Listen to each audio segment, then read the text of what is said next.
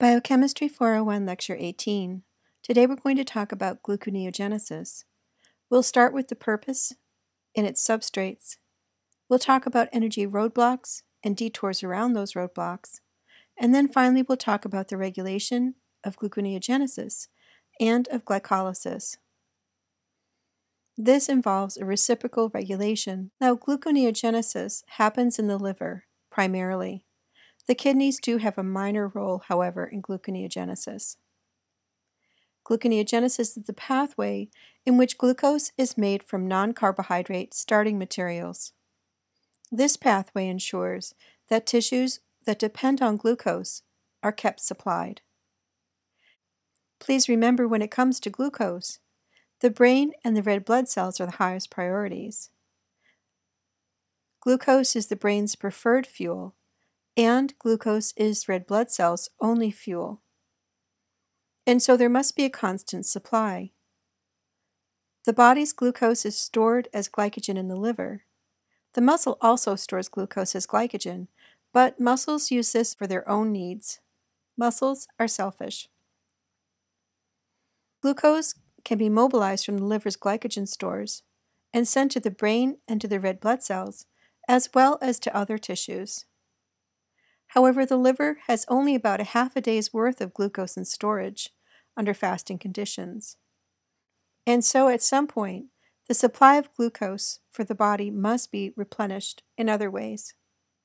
So what molecules can be turned into glucose in the process of gluconeogenesis? There are 4 of these. They are pyruvate, lactate, amino acids, and glycerol.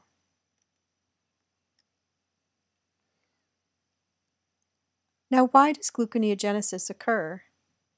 It occurs because the brain needs glucose as its primary fuel. Erythrocytes need glucose as their only fuel. And when there are not enough carbohydrates in the diet, there must be a way to provide glucose to other tissues. So where does gluconeogenesis occur? 90% of gluconeogenesis occurs in the liver, and only 10% in the kidney. There's very little that occurs in other tissues. Gluconeogenesis, however, is not simply the glycolytic pathway run backwards. Some glycolytic reactions can be reversed, but not all of them. Steps number 1, 3, and 10 would each have a large positive delta G in reverse. And so these are energetic roadblocks. There are additional enzymes that are needed to go around these roadblocks. Hexokinase would have a delta G of positive 33.5, phosphofructokinase positive 22.2, and pyruvate kinase a positive 16.7. It's obvious from this that these reactions will not go in the reverse direction, and so we need another way around these roadblocks. There are other enzymes that are employed to go around these roadblocks. And so it is important to remember that hexokinase, phosphofructokinase, and pyruvate kinase all catalyze irreversible steps. If we can't run hexokinase backwards, or glucokinase backwards for that matter, we're going to have to remove that phosphate group somehow. And to do that, we're going to use an enzyme that's found in the liver and in the kidneys only. And this is glucose 6-phosphatase.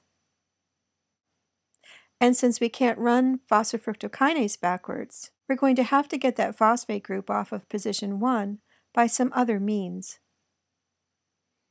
And to do this, we're going to use the enzyme fructose 1,6-bisphosphatase.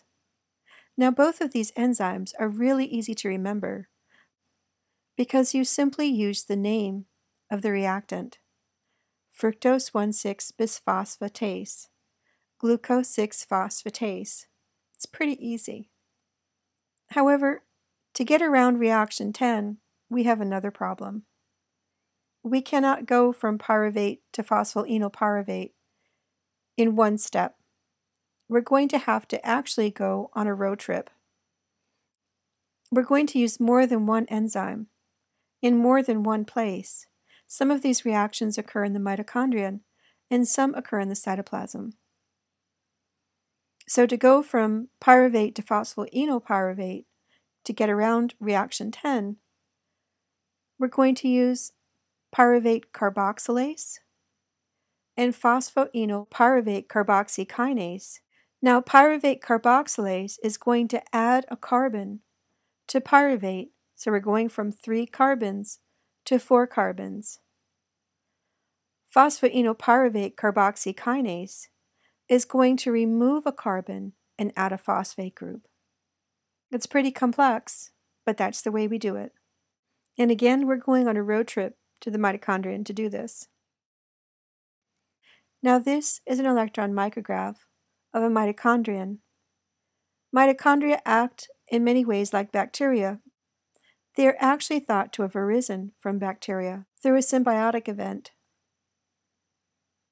Mitochondria are thought to have arisen from free-living bacteria that were endocytosed and set up a symbiotic relationship. Mitochondria divide like bacteria, and they have their own circular DNA.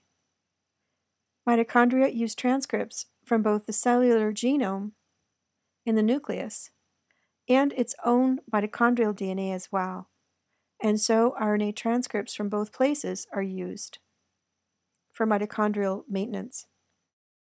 Now, as we go through this slide, I would like to point out that the names of the membranes are black and bolded, whereas the names of the spaces are blue and bolded. So let's look at this a little more closely. We're going to walk from the outside into the inside of the mitochondrion. The first thing we're going to encounter is the outer membrane. This is permeable to many small molecules by way of something called a porin. Porins are proteins that act like channels to let some things in and some things not. Porins are also called voltage-dependent anion channels, or VDACs. These are permeable to most anions like phosphate and chloride and nucleotides. The next thing we're going to encounter is the intermembrane space. This is the space that lies between the inner and the outer mitochondrial membranes. As we go further on into the course, we'll learn that protons are pumped into this space by some members of the electron transport chain. As we go further on, we'll encounter the inner membrane. Again, this is thrown into folds that are called cristae that increase the surface area of the inner membrane. The inner membrane is impermeable to almost all anions and polar molecules, and the electron transport chain is located here in the inner membrane. Now, the matrix is a space in the center of the mitochondrion, and most of the enzymes that we're going to see in the TCA cycle and in beta oxidation are located here, as well as mitochondrial DNA and RNA. Now, because the inner mitochondrial membrane is impermeable, there are translocators that help to move small molecules from one space to the other, from the inner mitochondrial space into the matrix, or vice versa. So here we're going to follow ADP. ADP will bind to the translocator, which will then rotate in a process called aversion. ADP will then be facing the mitochondrial matrix and will leave. While the translocator is in this averted position, ATP will bind to the binding site. The translocator will then avert and allow ATP to enter the cytoplasm. This is a one-for-one transfer. One ADP in the cytoplasm goes in, and one ATP from the matrix comes out. There are other things that must be transported as well. We saw the ATP-ADP translocase. There are also carriers for malate, for citrate, for pyruvate, and for phosphate. It is important that you know the things that can be transported out of the mitochondrial matrix and those that cannot. We can transport ATP and ADP. We can transport malate and phosphate, and we can transport citrate and pyruvate. It is not important that you memorize the carriers, however, because I will not test you on these names. It is, as I said, important that you understand which small molecules can be transported out of the mitochondrial matrix and which cannot. Now, not every metabolite that we're going to see has its own transporter. Some must be converted to another molecule that does have a transporter to be allowed to be transported across the membrane. Oxaloacetate is one of these small molecules that does not have a transporter. And so this is how we get around the reaction 10 pyruvate kinase roadblock. Right at the beginning of gluconeogenesis, we're going to take pyruvate into the mitochondrion. We're then going to add another carbon to it with carbon dioxide as the donor and ATP as the energy source for that addition. This reaction is catalyzed by the mitochondrial enzyme pyruvate carboxylase. This will take us from a 3-carbon pyruvate to the 4-carbon oxaloacetate. But the thing is, it's in the mitochondrial matrix, and it cannot leave the mitochondrion. So we're going to reduce this to malate by the enzyme malate dehydrogenase. This malate will then be transported to the cytosol, and a cytosolic malate dehydrogenase is going to oxidize malate back to oxaloacetate. Now this molecule, oxaloacetate, is going to form phosphoenolpyruvate in a GTP-dependent reaction that is catalyzed by the enzyme phosphoenolpyruvate carboxykinase. Again, the reactions that occur in the mitochondrion are shaded here. And so let's see how pyruvate carboxylase in the mitochondrion makes oxaloacetate. This is a mechanism that occurs in 3 steps. First is the activation of carbon dioxide with ATP. The activated carbon dioxide is transferred to a lysyl biotin cofactor. This is biotin attached to the long arm of a lysine residue within the enzyme. We're going to use acetyl-CoA as an allosteric activator. The long lysyl biotin prosthetic group is going to attach to carbon dioxide and swing it closer to pyruvate. The biotin then transfers carbon dioxide to pyruvate. We end up with oxaloacetate, a 4-carbon molecule, plus ADP, plus inorganic phosphate, and 2 protons. But again, we have oxaloacetate in the mitochondrial matrix. This cannot leave the mitochondrion. And so we're going to use mitochondrial malate dehydrogenase to reduce oxaloacetate to malate. Because although oxaloacetate can't leave the mitochondrion, malate can. Malate is transported to the cytoplasm by its transporter, and once in the cytoplasm, it is converted back to oxaloacetate by the cytoplasmic malate dehydrogenase. This is going to oxidize malate to oxaloacetate. The next thing we're going to do is we're going to make phosphoenolpyruvate from oxaloacetate. The enzyme that does this is phosphoenolpyruvate carboxykinase, and this occurs in the cytoplasm. This is also an enzyme that works to circumvent the roadblock at reaction 10, pyruvate kinase. We're going to decarboxylate oxaloacetate to yield phosphoenolpyruvate and carbon dioxide. Because we're making a high-energy intermediate phosphoenolpyruvate, we're going to use GTP and carbon dioxide release to get this reaction to go forward. GTP is an energy source, and the release of carbon dioxide increases entropy. We can use other things besides pyruvate to make phosphoenolpyruvate.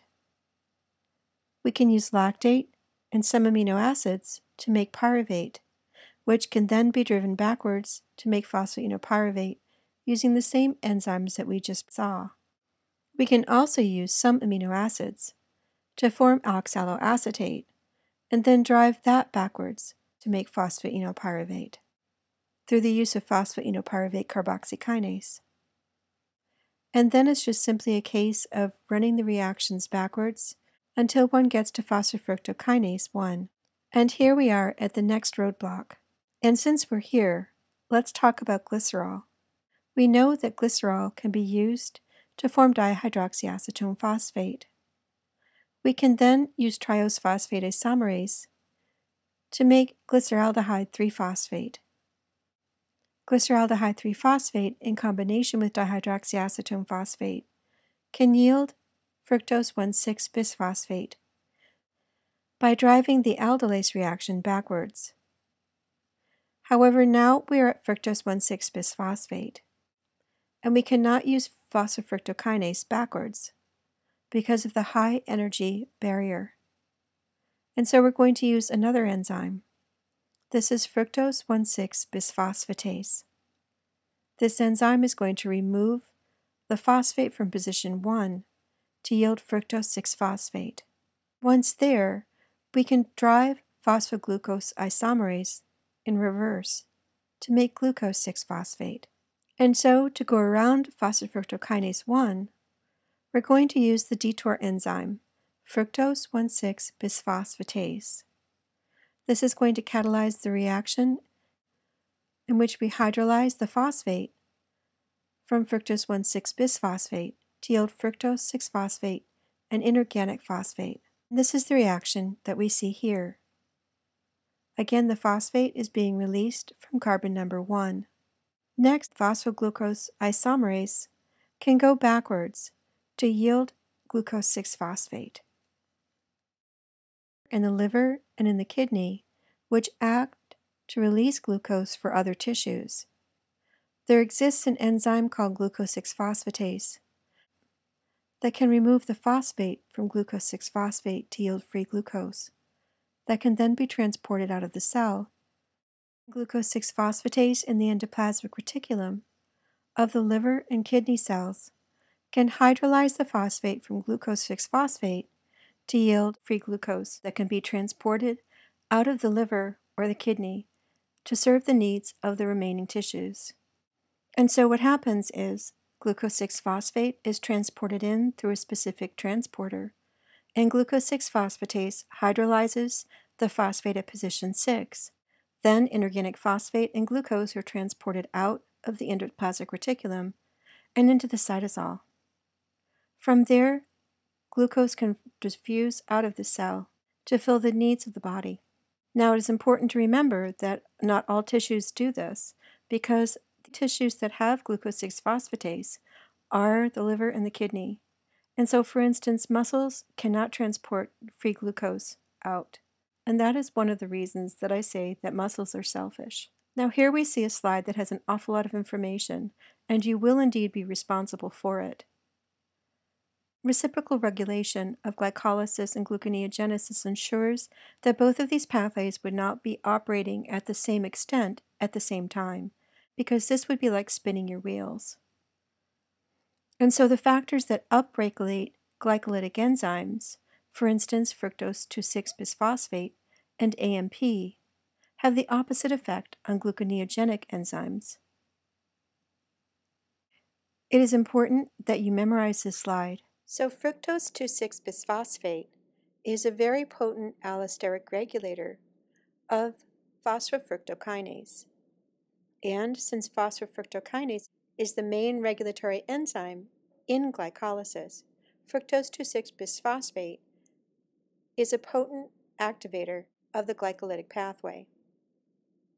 And so, by increasing levels of fructose 2,6-bisphosphate, you can increase the activity of phosphofructokinase and thus increase the rate of glycolysis. So you would imagine that regulating the concentration of this small molecule, fructose 2,6-bisphosphate, would be important, because by regulating the concentrations of this small molecule, you can regulate glycolysis, and this is in fact what happens.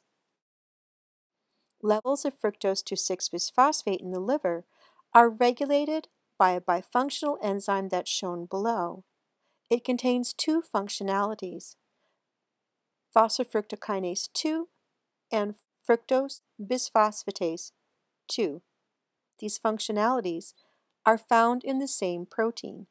Now, the fact that there is a number 2 in the names of each of these enzyme functionalities means that we're talking about the phosphorylation or the dephosphorylation at position 2. This is an important distinction. Now, the thing is, when PFK2 is phosphorylated, it is inactivated. It's not going to be able to do its job. And instead, the phosphatase domain takes over. And what it does is it removes a phosphate group from fructose 2,6-bisphosphate to leave fructose 6-phosphate. This causes the levels of fructose 2,6-bisphosphate in the cell to decrease. And so, since the levels of this potent activator are lessened, glycolysis is slowed down. Let's look at this a little more closely. Here we have the protein that has two functionalities, phosphofructokinase 2 and fructose bisphosphatase 2. And again, you can see in the upper right-hand corner, fructose 2,6-bisphosphate and position 2 is highlighted. So this is the position that's going to be phosphorylated or dephosphorylated. Here we see fructose 2,6-bisphosphate, and so position 2 is phosphorylated. It's an odd protein with two functionalities, and it's sort of like a push-me-pull-you. It has two different ends that do two different things. You don't want both of these working at the same time. Now the thing is, this protein is regulated through phosphorylation. Phosphorylation on the regulatory region, shown here, decreases the activity of the kinase domain, and so the kinase is inactivated. When this happens, the phosphatase can start working. Think of phosphorylation as sort of putting a bucket on the head of the push-me-pull-you. The head on the left is not going anywhere, and so the head on the right, the phosphatase domain, can go along and can chew off that phosphate. On the other hand, when the kinase domain is not phosphorylated, the kinase domain is activated, and the phosphatase domain is deactivated. So when PFK2 is active, the concentrations of fructose 2,6-bisphosphate increase in the cell, and glycolysis rates increase in the cell. When fructose bisphosphatase 2 is active, on the other hand, the concentrations of fructose 2,6-bisphosphate in the cell decrease. And so let's go through what happens with global regulation. When blood sugar is low, glucagon is released from the pancreas, and this signal alerts the liver that it's time to slow down glycolysis and speed up gluconeogenesis because the rest of the body needs glucose, especially the brain and the red blood cells. It's time to turn glycolysis down and speed up gluconeogenesis. So glucagon released from the pancreas is going to bind to its receptor on the liver cells. This is going to activate a second messenger signaling cascade, and it happens like this. The first thing that's going to happen is glucagon is going to bind to its receptor. This is going to result in the activation of G-alpha, which is going to be released and is going to bind to adenylyl cyclase to activate adenylyl cyclase, which is going to convert ATP to cyclic AMP. Now, cyclic AMP is a potent activator of protein kinase A. It is a second messenger that activates protein kinase A to start a kinase cascade. One of the things that's phosphorylated is phosphofructokinase 2. But the thing is, once phosphofructokinase 2 is phosphorylated, it's inactivated. And when phosphofructokinase 2 is inactivated, fructose bisphosphatase 2 becomes activated. This is going to remove a phosphate group from fructose 2,6-bisphosphate And since the concentrations of fructose 2,6-bisphosphate in this liver cell is decreased, glycolysis in the liver cell will slow. Again, this is in response to a global signal. The pancreas releases glucagon into the bloodstream, and so the signal is not coming from the liver cell itself to initiate this. This is coming directly from the pancreas in response to low levels of glucose in the bloodstream. Pyruvate kinase is also regulated by phosphorylation. Pyruvate kinase is less active when it's phosphorylated in response to low blood glucose levels. When blood glucose is high, pyruvate kinase is dephosphorylated and it becomes more active. In addition, fructose 1,6-bisphosphate can feed forward to activate pyruvate kinase, whereas alanine has the reverse effect. ATP and alanine inhibit pyruvate kinase. High concentrations of alanine means that there are enough building blocks in the system, and we don't need to break sugar down to make more. High levels of ATP means that there's enough energy, and so it's better to store the glucose rather than to burn it. Other inhibitors of glycolysis include arsenate. Arsenate can prevent net ATP gain in glycolysis by substituting for phosphate in the reaction that's catalyzed by glyceraldehyde 3-phosphate dehydrogenase. And fluoride, either potassium or sodium fluoride, inhibits enolase. And this is where these ions inhibit the glycolytic pathway. Now, Streptococcus mutans is a bacteria that thrives on sugars and are considered responsible for early childhood cavities, also known as caries. These sugars can come from milk, juice, or other foodstuffs that are left on the teeth.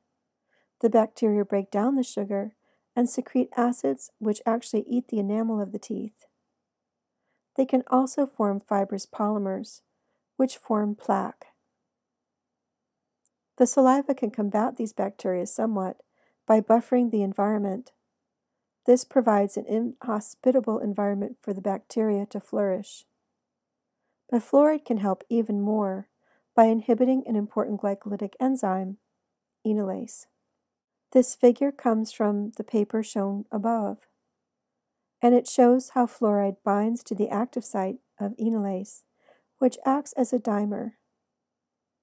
Phosphoenolpyruvate position is stabilized by water and by magnesium. The phosphoenolpyruvate carbons are shown in blue. The phosphoenolpyruvate phosphate is shown in pink. Now, fluoride can bind to the active site and thus sterically hinder the binding of phosphoenolpyruvate.